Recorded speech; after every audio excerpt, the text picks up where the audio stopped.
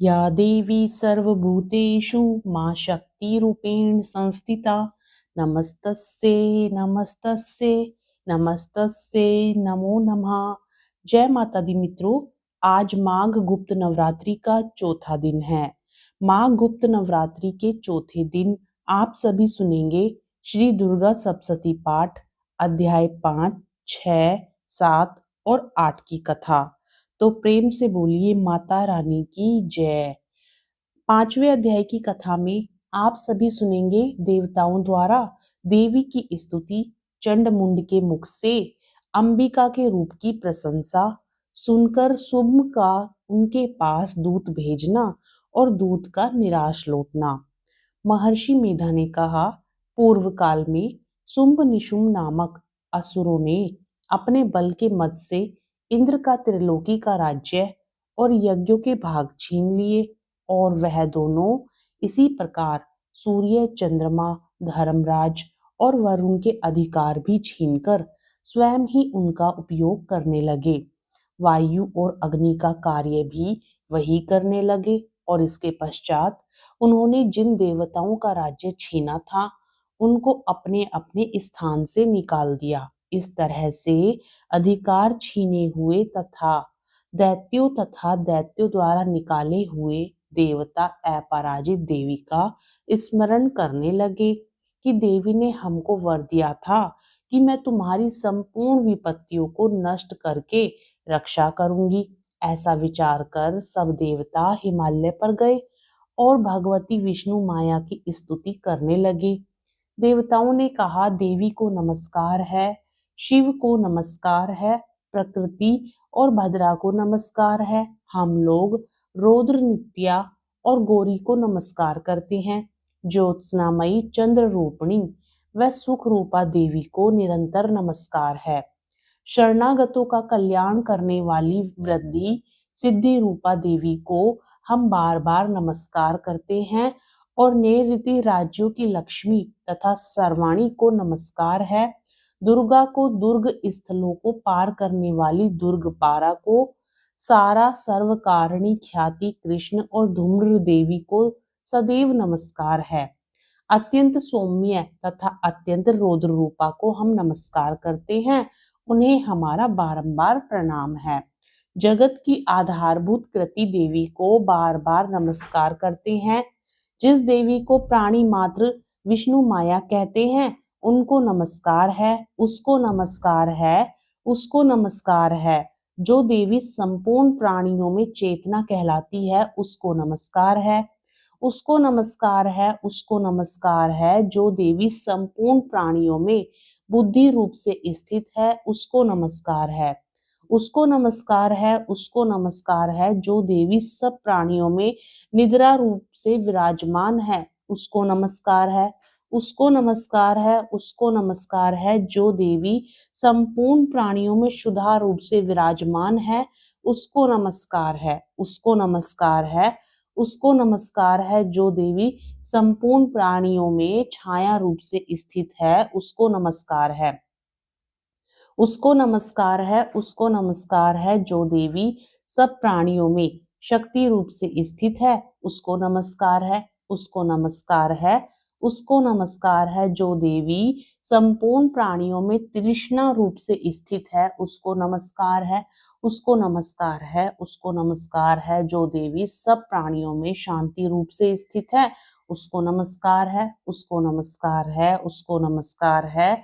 जो देवी सब प्राणियों में जाति रूप से स्थित है उसको नमस्कार है, उसको नमस्कार है, उसको नमस्कार है। जो देवी सब प्राणियों में लज्जा रूप से स्थित है उसको नमस्कार है, उसको नमस्कार है, उसको नमस्कार है। जो देवी संपूर्ण प्राणियों में श्रद्धा रूप से स्थित है उसको नमस्कार है, उसको नमस्कार है, उसको नमस्कार है। जो देवी संपूर्ण प्राणियों में कांति रूप से स्थित है, जो देवी सब प्राणियों में लक्ष्मी रूप से स्थित है उसको नमस्कार है, उसको नमस्कार है, उसको नमस्कार है। जो देवी संपूर्ण प्राणियों में व्रती रूप से स्थित है उसको नमस्कार है, उसको नमस्कार है, उसको नमस्कार है। जो देवी सब प्राणियों में स्मृति रूप से विराजमान है उसको नमस्कार है, उसको नमस्कार है, उसको नमस्कार है जो देवी सब प्राणियों में दया रूप से स्थित है। वह उसको नमस्कार है, उसको नमस्कार है जो देवी सब प्राणियों में तुष्टि रूप से स्थित है, उसको नमस्कार है। उसको नमस्कार है, उसको नमस्कार है जो देवी संपूर्ण प्राणियों में मात्र रूप से स्थित है, उसको नमस्कार है। उसको नमस्कार है, उसको नमस्कार है जो देवी संपूर्ण प्राणियों में भ्रांति रूप से स्थित है, उसको नमस्कार है। उसको नमस्कार है, उसको नमस्कार है जो देवी संपूर्ण प्राणियों में नित्य व्याप्त रहती है, उसको नमस्कार है।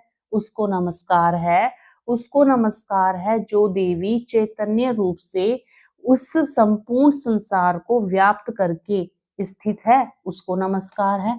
उसको नमस्कार है, उसको नमस्कार है। पूर्व काल में देवताओं ने अपने अभिष्ट फल पाने के लिए जिसकी स्तुति की है और देवराज इंद्र ने बहुत दिनों तक जिसका सेवन किया है, वह कल्याण की साधना भूता ईश्वरी हमारा कल्याण और मंगल करे तथा सारी विपत्तियों को नष्ट कर डाले। असुरों के सताए हुए हम संपूर्ण देवता उस परमेश्वरी को इस समय नमस्कार करते हैं तथा जो भक्ति पूर्वक स्मरण किए जाने पर तुरंत ही सब विपत्तियों को नष्ट कर देती है, वह जगदम्बा भी इस समय भी हमारा मंगल करके हमारी समस्त विपत्तियों को दूर करे। महर्षि मेधा ने कहा, हे राजन, इस प्रकार जब देवता स्तुति कर रहे थे तो उसी समय पार्वती देवी गंगा में स्नान करने के लिए आई। तब उनके शरीर से प्रकट होकर शिवा देवी बोली, शुंभ दैत्य के द्वारा स्वर्ग से निकले हुए निशुंभ से हारे हुए यह देवता मेरी स्तुति कर रहे हैं। पार्वती के शरीर से अंबिका निकली थी, इसलिए उसको संपूर्ण लोक में कौशिकी कहते हैं। कौशिकी के प्रकट होने के पश्चात पार्वती देवी के शरीर का रंग काला हो गया और वह हिमालय पर रहने वाली कालिका देवी के नाम से प्रसिद्ध हुई। फिर शुंभ और निशुंभ के दूत चंड मुंड वहां आए और उन्होंने परम मनोहर रूप वाली अंबिका देवी को देखा। फिर वह शुंभ के पास जाकर बोले, महाराज, एक अत्यंत सुंदर स्त्री हिमालय को प्रकाशित कर रही है। वैसा रंग रूप आज तक हमने किसी स्त्री में नहीं देखा है। हे असुरेश्वर, आप यह पता लगाएं कि वह कौन है और उसको ग्रहण कर लें। वह स्त्री स्त्रियों में रत्न है। वह अपनी कांति से दसों दिशाओं को प्रकाशित करती हुई वहां स्थित है, इसलिए आपका उसको देखना उचित है। हे प्रभु, तीनों लोकों के हाथी, घोड़े और मणि इत्यादि जितने रत्न हैं, वह सब इस समय आपके घर में शोभायमान है। हाथियों में रत्न रूप ऐरावत हाथी और उच्चेश्वरा नामक घोड़ा तो आप इंद्र से ले आए हैं। हंसों द्वारा जुता हुआ विमान जो कि ब्रह्मा जी के पास था, अब आपके पास है। और यह महापद नामक खजाना और आपने कुबेर से छीना है। समुद्र ने आपको सदा खिले हुए फूलों की किंजंकली नामक माला दी है। वरुण का कंचन वर्षा करने वाला छत्र आपके पास है। रथों में श्रेष्ठ प्रजापति का रथ भी आपके पास ही है। हे दैत्येंद्र, मृत्यु से उत्क्रांतिका नामक शक्ति भी आपने छीन ली है और वरुण का पास भी आपके भ्राता निशुंभ के अधिकार में है। और जो अग्नि में न जल सके, ऐसे दो वस्त्र भी अग्निदेव ने आपको दिए हैं। हे दैत्यराज, इस प्रकार सारी रत्न रूपी वस्तुएं आप संग्रह कर चुके हैं, तो फिर आप यह कल्याणकारी स्त्रियों में रत्न रूप अनुपम स्त्री आप क्यों नहीं ग्रहण करते? महर्षि मेधा बोले, चंडमुंड का यह वचन सुनकर शुंभ ने विचारा कि सुग्रीव को अपना दूत बनाकर देवी के पास भेजा जाए। प्रथम उसको सब कुछ समझा दिया और कहा कि वहां जाकर तुम उसको अच्छी तरह से समझाना और ऐसा उपाय करना जिससे वह प्रसन्न होकर तुरंत मेरे पास चली आए। भली प्रकार समझाकर कहना। दूत सुग्रीव पर्वत के उस रमणीय भाग में पहुंचा जहां देवी रहती थी। दूत ने कहा, हे देवी, दैत्यों का राजा शुंभ जो इस समय तीनों लोकों का स्वामी है, मैं उसका दूत हूँ और यहाँ तुम्हारे पास आया हूँ। संपूर्ण देवता उसकी आज्ञा एक स्वर से मानते हैं। अब जो कुछ उसने कहला भेजा है वह सुनो। उसने कहा है, इस समय संपूर्ण त्रिलोकी मेरे वश में है और संपूर्ण यज्ञों के भाग को पृथक पृथक मैं ही लेता हूँ। और तीनों लोकों में जितने श्रेष्ठ रत्न हैं वह सब मेरे पास है। देवराज इंद्र का वाहन ऐरावत मेरे पास है, जो मैंने छीन लिया है। उच्चेश्वरा नामक घोड़ा जो क्षीर सागर मंथन से प्रकट हुआ था, उसे देवताओं ने मुझे समर्पित किया है। हे सुंदरी, इनके अतिरिक्त और जो भी रत्न आभूषण पदार्थ देवताओं के पास थे वह सब मेरे पास हैं। हे देवी, मैं तुम्हें संसार की स्त्रियों में रत्न मानता हूँ, क्योंकि रत्नों का उपभोग करने वाला मैं ही हूँ। हे चंचल कटाओं वाली सुंदरी, अब यह मैं तुझ पर छोड़ता हूँ कि तू मेरे या मेरे भाई महापराक्रमी निशुंभ की सेवा में आ जाए। यदि तू मुझे वरेगी तो तुझे अतुल महान ऐश्वर्य की प्राप्ति होगी। अतः तुम अपनी बुद्धि से यह विचार कर मेरे पास चली आओ। महर्षि मेधा ने कहा कि दूत के ऐसा कहने पर संपूर्ण जगत का कल्याण करने वाली भगवती दुर्गा मन ही मन मुस्कुराई और इस प्रकार कहने लगी। देवी ने कहा, हे दूत, तू जो कुछ कह रहा है वह सत्य है और इसमें किंचित मात्र भी झूठ नहीं है। शुंभ इस समय तीनों लोकों का स्वामी है और निशुंभ भी उसी की तरह पराक्रमी है, किंतु इसके संबंध में मैं जो प्रतिज्ञा कर चुकी हूँ उसे मैं कैसे झुठला सकती हूँ। अतः तू मैंने जो प्रतिज्ञा की है उसे सुन। जो तुझे युद्ध में जीत लेगा और मेरे अभिमान को खंडित करेगा तथा बल में मेरे समान होगा, वही मेरा स्वामी होगा। इसलिए शुंभ अथवा निशुंभ यहाँ आए और युद्ध में जीतकर मुझसे विवाह कर ले। इसमें भला देर की क्या आवश्यकता है। दूत ने कहा, हे देवी, तुम अभिमान में भरी हुई हो, मेरे सामने तुम ऐसी बात ना करो। इस त्रिलोकी में मुझे तो ऐसा कोई दिखाई देता ही नहीं कि जो कि शुंभ और निशुंभ के सामने ठहर सके। हे देवी, जब अन्य देवताओं में से कोई शुंभ व निशुंभ के समान युद्ध में ठहर ही नहीं सकता, तो तुम जैसी स्त्री उनके सामने रणभूमि में कैसे ठहर सकोगी। जिन शुंभ आदि असुरों के सामने इंद्र आदि देवता नहीं ठहर सके, तो फिर तुम अकेली स्त्री उनके सामने कैसे ठहर सकोगी। अतः तुम मेरा कहना मानकर उनके पास चली आओ, नहीं तो जब वह तुम्हें केश पकड़कर घसीटते हुए ले जाएंगे तो तुम्हारा गौरव नष्ट हो जाएगा। इसलिए मेरी बात मान लो। देवी ने कहा, जो कुछ तुमने कहा ठीक है। शुंभ और निशुंभ बड़े बलवान हैं, लेकिन मैं क्या कर सकती हूँ, क्योंकि मैं बिना विचारे प्रतिज्ञा कर चुकी हूँ। इसलिए तुम जाओ और मैंने जो भी कुछ कहा है वह सब आदर पूर्वक असुरेंद्र से कह दो। इसके पश्चात जो वह उचित समझे करे। आगे की कथा में महर्षि मेधा ने कहा कि देवी की बात सुनकर दूत क्रोध में भरा हुआ वहां से असुरेंद्र के पास पहुंचा और सारा वृतांत उसे कह सुनाया। दूत की बात सुन असुरेंद्र के क्रोध का पारावर ना रहा और उसने अपने सेनापति धूम्रलोचन से कहा, धूम्रलोचन, तुम अपनी सेना सहित शीघ्र वहां जाओ और उस दुष्टा के केशों को पकड़कर उसे घसीटते हुए यहाँ ले आओ। यदि उसकी रक्षा के लिए कोई दूसरा खड़ा हो, चाहे वह देवता, यक्ष अथवा गंधर्व ही क्यों ना हो, उसको तुम अवश्य मार डालना। महर्षि मेधा ने कहा। शुंभ के इस प्रकार आज्ञा देने पर धूम्रलोचन 60,000 राक्षसों की सेना को साथ लेकर वहां पहुंचा और देवी को देख ललकार कर कहने लगा, अरे तू अभी शुंभ और निशुंभ के पास चल। यदि तू प्रसन्नता पूर्वक मेरे साथ ना चलेगी तो मैं तेरे केशों को पकड़ घसीटता हुआ तुझे ले चलूंगा। देवी बोली, असुरेंद्र का भेजा हुआ तेरे जैसा बलवान यदि बलपूर्वक मुझे ले जाएगा तो ऐसी दशा में मैं तुम्हारा कर ही क्या सकती हूँ। महर्षि मेधा ने कहा। ऐसा कहने पर धूम्रलोचन उसकी ओर लपका, किंतु देवी ने उसे अपनी हुंकार से ही भस्म कर डाला। यह देखकर असुर सेना क्रुद्ध होकर देवी की ओर बढ़ी, परंतु अंबिका ने उन पर तीखे बाणों, शक्तियों तथा फरसों की वर्षा आरंभ कर दी।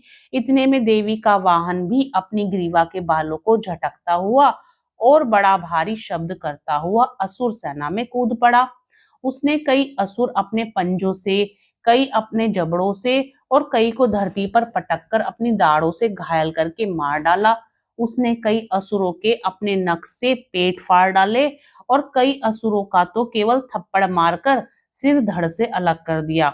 कई असुरों की भुजाएं और सिर तोड़ डाले और गर्दन के बालों को हिलाते हुए उसने कई असुरों को पकड़कर उनके पेट फाड़कर उनका रक्त पी डाला।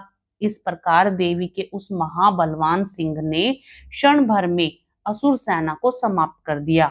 शुंभ ने जब यह सुना कि देवी ने धूम्रलोचन असुर को मार डाला है और उसके सिंह ने सारी सेना का संहार कर डाला है, तब उसको बड़ा क्रोध आया।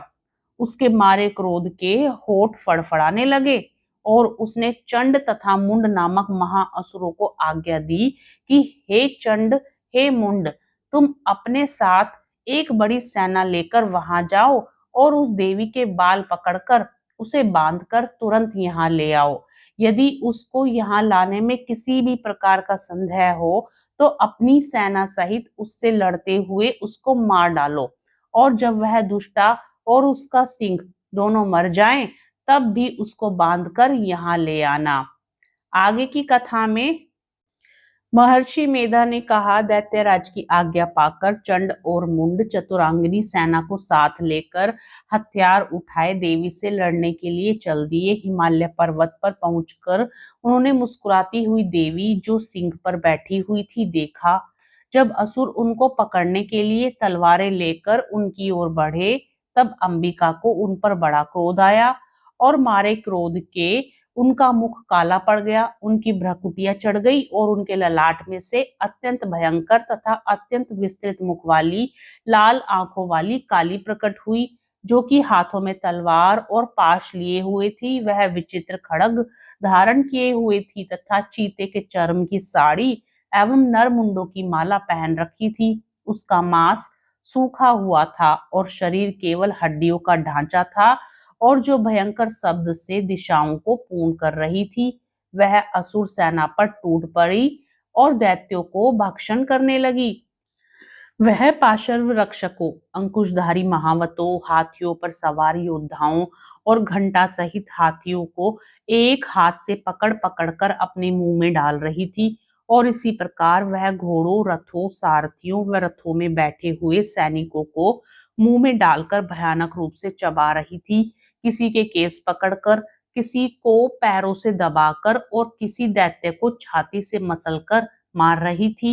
वह दैत्य के छोड़े हुए बड़े बड़े अस्त्र शस्त्रों को मुंह में पकड़कर और क्रोध में भर उनको दांतों में पीस रही थी।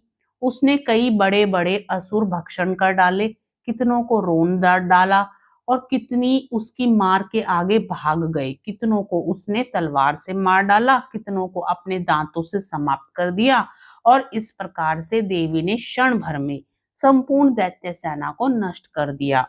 यह देख महापराक्रमी चंड काली देवी की ओर लपका और मुंड ने भी देवी पर अपने भयानक बाणों की वर्षा आरंभ कर दी और अपने हजारों चक्र उस पर छोड़े।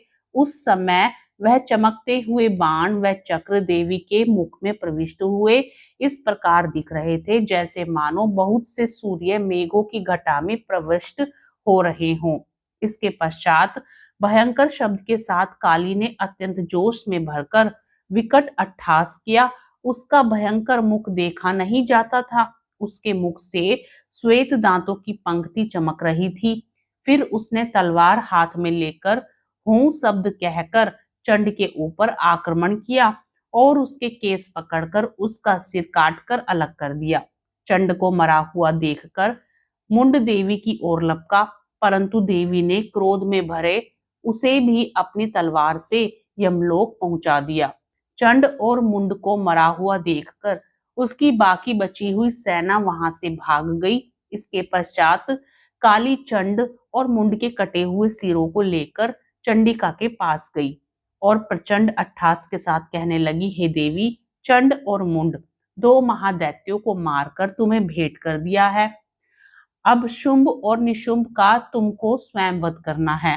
महर्षि मेधा ने कहा, वहां लाए हुए चंड और मुंड के सिरों को देखकर कल्याणकाई चंडी ने काली से मधुर वाणी में कहा, हे देवी, तुम क्योंकि चंड और मुंड को मेरे पास लेकर आई हो, अतः संसार में चामुंडा के नाम से तुम्हारी ख्याति होगी।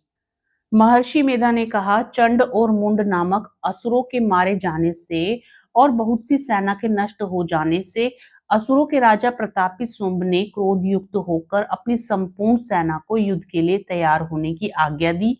उसने कहा, अब उदययुध नामक 86,000 सेनापति अपनी सेनाओं के साथ युद्ध के लिए जाएं और कंबू नामक 84 सेनापति भी युद्ध के लिए जाएं और कोटि वीर्य नामक 50 सेनापति और धूम्रकुल नाम के 100 सेनापति प्रस्थान करे। कालक, दोहर्द, मौर्य, कालक्य यह दैत्य भी मेरी आज्ञा से सजकर युद्ध के लिए कूच करे। भयानक शासन करने वाला असुरों का स्वामी शुंभ इस प्रकार आज्ञा देकर बहुत बड़ी सेना के साथ युद्ध के लिए चला। उसकी सेना को अपनी ओर आता देखकर चंडिका ने अपनी धनुष की टंकोर से पृथ्वी और आकाश के बीच का भाग गुंजा दिया। हे राजन, इसके पश्चात देवी के सिंह ने दहाड़ना आरंभ कर दिया और अंबिका के घंटे के शब्दों ने उस ध्वनि को और भी बढ़ा दिया। धनुष की टंकोर, शेर की दहाड़ और घंटे के शब्द से पृथ्वी और आकाश के बीच का भाग गूंज उठा और इसके साथ ही देवी ने अपने मुख को और भी भयानक बना लिया। ऐसे भयंकर शब्द को सुनकर राक्षसी सेना ने देवी तथा सिंह को चारों ओर से घेर लिया। हे राजन, उस समय दैत्यों के नाश के लिए और देवताओं के हित के लिए ब्रह्मा, शिव, कार्तिकेय, विष्णु तथा इंद्र आदि देवों की शक्तियां जो अत्यंत पराक्रम और बल से संपन्न थी, उनके शरीर से निकलकर उसी रूप में चंडिका देवी के पास गई। जिस देवता का जैसा रूप था, जैसे आभूषण थे और जैसा वाहन था, वैसा ही रूप, आभूषण और वाहन लेकर उन देवताओं की शक्तियां दैत्यों से युद्ध करने के लिए आई। हंस युक्त विमान में बैठकर और रुद्राक्ष की माला तथा कमंडलू धारण करके ब्रह्मा जी की शक्ति आई। वृषभ पर सवार होकर, हाथ में त्रिशूल लेकर, महानाग का कंकण पहनकर और चंद्र रेखा से भूषित होकर भगवान शंकर की शक्ति माहेश्वरी आई और मोर पर आरूढ़ होकर हाथ में शक्ति लिए दैत्यों से युद्ध करने के लिए कार्तिकेय जी की शक्ति उन्हीं का रूप धारण करके आई। भगवान विष्णु की शक्ति गरुड़ पर सवार होकर शंख, चक्र, श्रांग, गदा, धनुष तथा खड़ंग हाथ में लिए हुए आई। श्री हरि की शक्ति वाराही, वाराह का शरीर धारण करके आई और नरसिंह के सामने शरीर धारण करके उनकी शक्ति नरसिंह भी आई। उसकी गर्दन के झटकों से आकाश के तारे टूट पड़ते थे और इसी प्रकार देवराज इंद्र की शक्ति ऐन्द्री भी ऐरावत के ऊपर सवार होकर आई। पश्चात इन देव शक्तियों से घिरे हुए भगवान शंकर ने चंडिका से कहा, मेरी प्रसन्नता के लिए तुम शीघ्र ही इन असुरों को मारो। इसके पश्चात देवी के शरीर में से अत्यंत उग्र रूप वाली सैकड़ों गीदड़ियों के समान आवाज करने वाली चंडिका शक्ति प्रकट हुई। उस अपराजिता देवी ने धूमिल जटा वाले भगवान श्री शंकर जी से कहा, हे प्रभु, आप मेरी ओर से दूत बनकर शुंभ और निशुंभ के पास जाइए और उन अत्यंत गर्वीले दैत्यों से कहिए तथा उनके अतिरिक्त और भी जो दैत्य वहां युद्ध के लिए उपस्थित हों, उनसे भी कहिए, जो तुम्हें अपने जीवित रहने की इच्छा हो तो त्रिलोकी का राज्य इंद्र को दे दो। देवताओं को उनका यज्ञ भाग मिलना आरंभ हो जाए और तुम पाताल को लौट जाओ। किंतु यदि बल के गर्व से तुम्हारी लड़ने की इच्छा हो तो फिर आ जाओ। तुम्हारे मांस से मेरी योगिनियां तृप्त होंगी, क्योंकि उस देवी ने भगवान शंकर को दूत के कार्य में नियुक्त किया था, इसलिए वह संसार में शिवदूती के नाम से विख्यात हुई। भगवान शंकर से देवी का संदेश पाकर उन दैत्यों के क्रोध का कोई आर पार न रहा और वह जिस स्थान पर देवी विराजमान थी वहां पहुंचे और जाने के साथ ही उस पर बाणों, शक्तियों की वर्षा करने लगे। देवी ने उनके फेंके हुए बाणों, शक्तियों, त्रिशूल और फरसों को अपने बाणों से काट डाला और काली देवी उस देवी के साथ आगे खड़ी होकर शत्रुओं को त्रिशूल से विदीर्ण करने लगी और खटवांग से कुचलने लगी। ब्राह्मणी जिस तरफ दौड़ती उसी तरफ अपने कमंडलू का जल छिड़ककर दैत्यों के वीर्य व बल को नष्ट कर देती थी। और इसी प्रकार माहेश्वरी त्रिशूल से, वैष्णवी चक्र से और अत्यंत कोप वाली कौमारी शक्ति द्वारा असुरों को मार रही थी। और इंद्री के बाजू के प्रहार से सैकड़ों दैत्य रक्त की नदियां बहाते हुए पृथ्वी पर सो गए। वाराही ने कितने ही राक्षसों को अपनी थूथन द्वारा मृत्यु के घाट उतार दिया। दाड़ों के अग्रभाग से कितने ही राक्षसों की छाती को चीर डाला और चक्र की चोट से कितनों को ही विदीर्ण करके धरती पर डाल दिया। बड़े बड़े राक्षसों को नारसिंगी अपने नखों से विदीर्ण करके भक्षण कर रही थी और सिंहनाद से चारों दिशाओं को गुंजाती हुई रणभूमि में विचर रही थी। शिवदूती के प्रचंड अट्टहास से कितने ही दैत्य भयभीत होकर पृथ्वी पर गिर पड़े और उनके गिरते ही वह उनको भक्षण कर गई। इस तरह क्रोध में भरे हुए मातृगणों द्वारा नाना प्रकार के उपायों से बड़े बड़े असुरों को मरते हुए देखकर राक्षसी सेना भाग खड़ी हुई और उनको इस प्रकार भागता देखकर रक्तबीज नामक महापराक्रमी राक्षस क्रोध में भरकर युद्ध के लिए आगे बढ़ा। उसके शरीर से रक्त की बूंदें पृथ्वी पर जैसे ही गिरती थी, तुरंत वैसे ही शरीर वाला वैसा ही बलवान दैत्य पृथ्वी से उत्पन्न हो जाता था। रक्त बीज गदा हाथ में लेकर इंद्र के साथ युद्ध करने लगा। जब इंद्री शक्ति ने अपने वज्र से उसको मारा तो घायल होने के कारण उसके शरीर से बहुत सा रक्त बहने लगा और उसकी प्रत्येक बूंद से उसके समान ही बलवान तथा महापराक्रमी अनेक दैत्यों भयंकर रूप से प्रकट हो गए। वह सब के सब दैत्य बीज के समान ही बलवान तेज वाले थे। वह भी भयंकर अस्त्र शस्त्रों को लेकर देवियों के साथ लड़ने लगे। जब इंद्री के वज्र प्रहार से उसके मस्तक पर चोट लगी और रक्त बहने लगा तो उसमें से हजारों ही पुरुष उत्पन्न हो गए। वैष्णवी ने चक्र से और इंद्री ने गदा से रक्त बीज को चोट पहुंचाई और वैष्णवी के चक्र से घायल होने पर उसके शरीर से जो रक्त बहा उससे हजारों महाअसुर उत्पन्न हुए जिनके द्वारा यह जगत व्याप्त हो गया। कौमारी ने शक्ति से, वराही ने खड्ग से और माहेश्वरी ने त्रिशूल से उसको घायल कर दिया। इस प्रकार क्रोध में भरकर उस महादैत्य ने सब मात्र शक्तियों पर पृथक पृथक गदा से प्रहार किया और माताओं ने शक्ति तथा शूल इत्यादि से उसको बार बार घायल किया। उससे सैकड़ों महादैत्य उत्पन्न हुए और इस प्रकार उस रक्त बीज के रुधिर से उत्पन्न हुए असुरों से संपूर्ण जगत व्याप्त हो गया, जिससे देवताओं को भय हुआ। देवताओं को भयभीत देखकर चंडिका ने काली से कहा, हे चामुंडे, अपने मुख को बड़ा करो और मेरे शस्त्रघात से उत्पन्न हुए रक्त बिंदुओं तथा रक्त बिंदुओं से उत्पन्न हुए महाअसुरों को तुम अपने इस मुख से भक्षण करती जाओ। इस प्रकार रक्त बिंदुओं से उत्पन्न हुए महादैत्यों का भक्षण करती हुई तुम रणभूमि में विचरो। इस प्रकार रक्त क्षीण होने से यह दैत्य नष्ट हो जाएगा। तुम्हारे भक्षण करने के कारण अन्य दैत्य नहीं होंगे। काली से इस प्रकार कहकर चंडिका देवी ने रक्त बीज पर अपने त्रिशूल से प्रहार किया और काली देवी ने अपने मुख में उसका रक्त ले लिया। तब उसने गदा से चंडिका पर प्रहार किया। प्रहार से चंडिका को तनिक भी कष्ट न हुआ, किंतु रक्त बीज के शरीर से बहुत सा रक्त बहने लगा। लेकिन उसके गिरने के साथ ही काली ने उसको अपने मुख में ले लिया। काली के मुख में उस रक्त से जो असुर उत्पन्न हुए उनको उसने भक्षण कर लिया और रक्त को पीती गई। तदंतर देवी ने रक्त बीज को, जिसका की खून काली ने पी लिया था, चंडिका ने उस दैत्य को वज्र बाण, खड्ग तथा ऋषि इत्यादि से मार डाला। हे राजन, अनेक प्रकार के शस्त्रों से मारा हुआ और खून से वंचित वह महादैत्य रक्तबीज पृथ्वी पर गिर पड़ा। हे राजन, उसके मरने से देवता अत्यंत ही प्रसन्न हुए और माताएं उन असुरों का रक्त पीने के पश्चात उद्दत होकर नृत्य करने लगी। जय माता दी। आज की कथा पसंद आए तो वीडियो को प्लीज लाइक जरूर कीजिएगा, शेयर करने के साथ ही चैनल को सब्सक्राइब भी जरूर कीजिएगा। जय माता दी।